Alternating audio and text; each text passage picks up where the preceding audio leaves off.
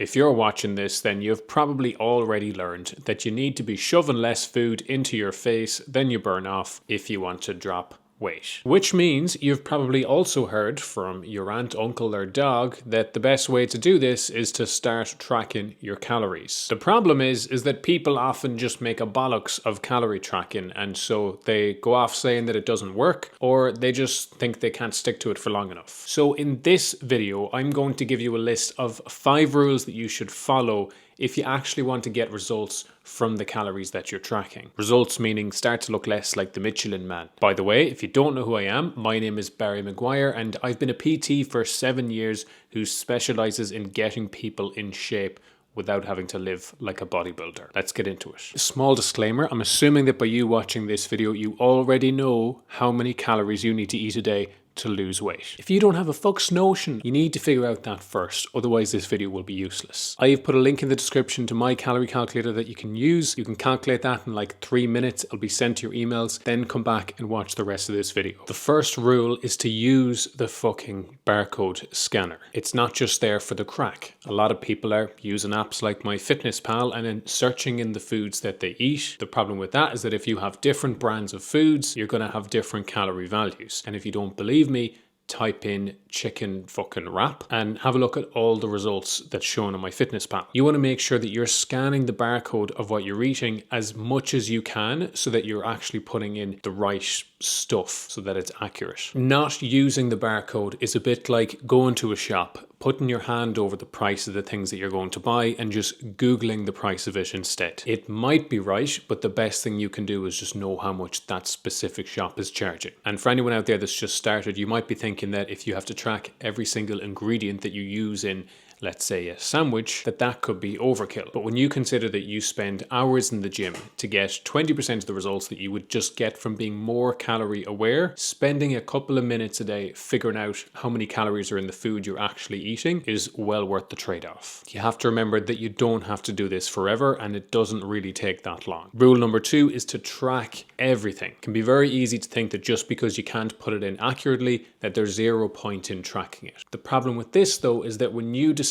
to not track something, you lose the little bit of accountability that the calorie tracking app gives you. You'll tend to change the decisions that you make around food simply just because you're fucking calorie tracking. And this is one of the big benefits of it. And you lose this if you just decide to not track anything. So even if the food is 200, 300 calories off, still track it, knowing that it might be inaccurate because you'll be getting that little bit of extra accountability with that. Then the other reason you still want to do it is that it's actually fairly difficult to remember to track the foods that you're eating. We eat a lot of food during the day, especially me. That can mean 3 to 4, 5, 6, 7, 8, 9 bouts of calorie tracking in the one day. And so when you decide to track everything, even if you're unsure on what you should put into MyFitnessPal or whatever other calorie tracking app you're using, you're making sure that you're still building the habit and it will make it easier to remember the next time. This segues on nicely to the next rule, which is log as you go. Don't be one of them pricks that just waits until the end of the fucking day when you're relaxing and you want some downtime and then you're trying to remember everything that you've eaten for that day. And not only does it make calorie tracking less appealing than eating fucking tarmac mixed with Cheerios,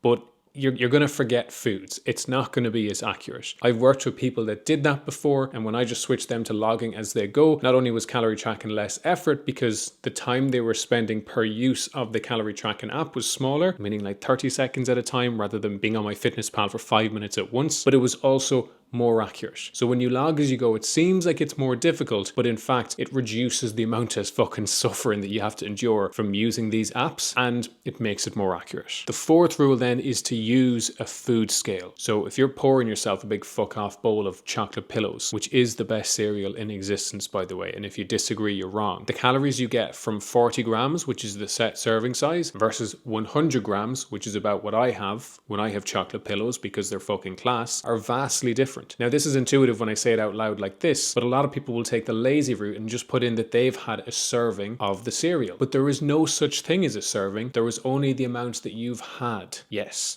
Servings are pretty much a myth. Same as a teaspoon. There's not really any such thing as a teaspoon because people put different amounts of fucking shite, mayonnaise, sugar, whatever it is, onto the teaspoon. So don't use standard serving sizes. Use the food scale instead. It's adding maybe 1 to 2 minutes to your day max, and it's well worth the return on the effort when you consider the results you get from sticking to something like this, especially when compared against something like the gym, where again you'll get 20% of the results you get from just being able to accurately calorie track. Don't know what I'm doing here with my fist. I was gonna like put my finger up, or I don't know. I didn't want to look like I was leading the fucking Seventh Reich. Now we're on to the last rule, and if you go away from this video and you change nothing about what you're doing, then you haven't learned anything. So do actually implement these and you will get results.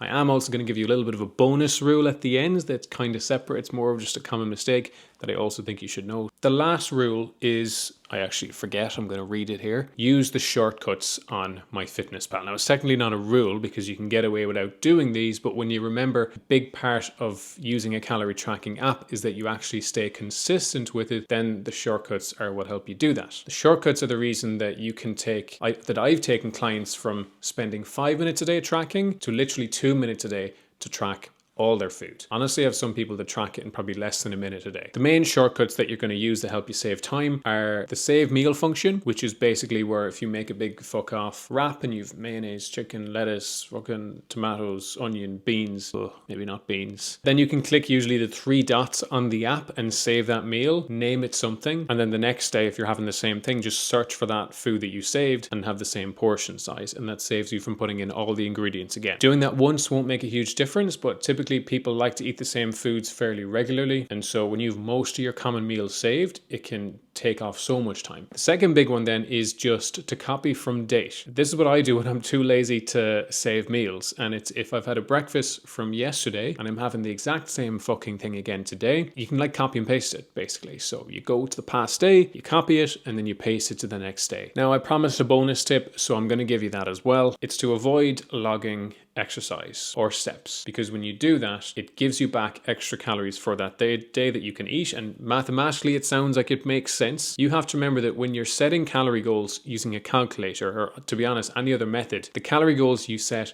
already take into account your average activity levels. Don't be eating back calories that you've burned, because those are already taken into account in the original fucking equation. By this point, you should now know enough to not be completely shite at calorie tracking. But here's the thing, knowing how to do it, easy. Actually sticking with it, that's the bit that people tend to mess up. Luckily for you, I'm one step ahead. I've whipped up 30 short, autistically blunt, logical emails that'll land in your inbox every day for the next month. I've designed them to keep you motivated and stop you from fucking in the towel too early so that you actually start to see results. Think of it as me fucking slithering into your inbox every morning, gently bullying you to stay on track. If that sounds like something you need, click the link below in the description and I'll send you the emails.